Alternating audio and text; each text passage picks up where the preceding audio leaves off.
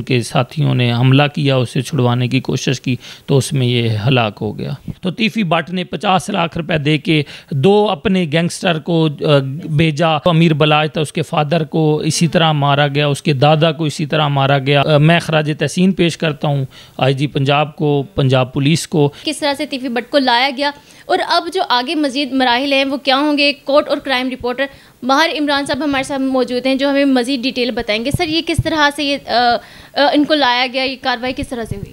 बहुत शुक्रिया फ़िज़ा। यकीनन एक बहुत बड़ा जो है ये मैं समझता हूँ उनकी हलाकत जो है पाकिस्तान में एक बहुत बड़ा केस भी है जिस पे पूरे पाकिस्तान की जो है वो नज़रें थीं।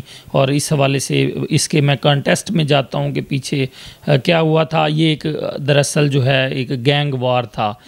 तीफी भट्ट और उनके साथ गोगी भट्ट और उनका जो एक पुरानी दुश्मनी चल रही थी वो चल रही थी ट्रकों वालों के साथ। टीपू ट्रकों वाला और उनके बेटे। अब लास्ट टाइम 2024 में अमीर बलाज का मर्डर हुआ तो उसके बाद तीफी भट्ट जो है वो निशाने पे आया और तीफी भट्ट पाकिस्तान से फ़रार हो गया था। फिर ये दुबई गया अपने पासपोर्ट को रिन्यूअल कराने के लिए। वहाँ पे इंटरपोल जो है वो ताक़ुब में थी पाकिस्तान, क्योंकि एक बहुत बड़ा चैलेंज भी था कि जब भी बात होती थी कि बहुत बड़े जो किरदार हैं वो कैसे बच जाते हैं। और एक CCD पे भी सवाल निशान उठता था कि गरीब बंदे जो हैं वो जो मुलजमान हैं, गरीब जो छोटे लेवल के हैं वो मारे जाते हैं, पकड़े जाते हैं। बड़े लेवल्स के हाथ लगा के देखे।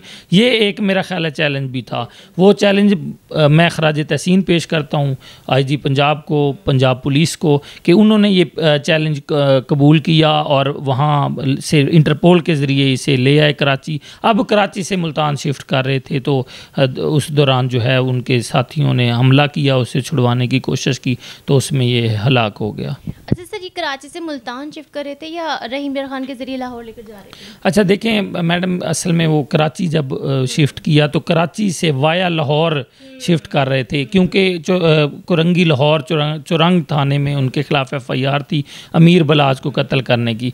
तो रास्ता जो बनता है वो रहीम यार खान, सादकाबाद, फिर ये मोटरवे के ज़रिए मुल्तान और फिर यहाँ से उन्होंने लाहौर जाना था। तो ये अच्छा सर, अब ये जो मज़ीद इस तरह के गैंग हैं उनके लिए ये क्या एक पैगाम है? देखें, मैंने पहले भी बताया कि एक बड़े गैंग वार को जो है उसका इनकाउंटर होना तो यकीनन एक अच्छी बात भी है कि जो कोई कानून से ऊपर बालातर नहीं है। बहुत बड़ा जो होगा वो भी पकड़ा जाएगा जो पाकिस्तान छोड़ के भाग जाते थे या बाहर वाले मुल्क में बैठ के यहाँ से मर्डर करवाते थे। ये भी उसी मर्डर का एक शाखियाना था। जो तीफी भट्ट था वो खुद तो उसने फायर नहीं मारे थे। जब शादी में अमीर बलाज गया तो तीफी भट्ट ने 50 लाख रुपए दे के 2 अपने गैंगस्टर को भेजा और उन्होंने वहाँ पे मर्डर किया। बाद में एक शूटर मौके पे ही वो उसे मार दिया गया। दूसरे ने फिर एहसन शाह का बताया, एहसन शाह ने बताया कि मैंने 50 लाख लिए थे।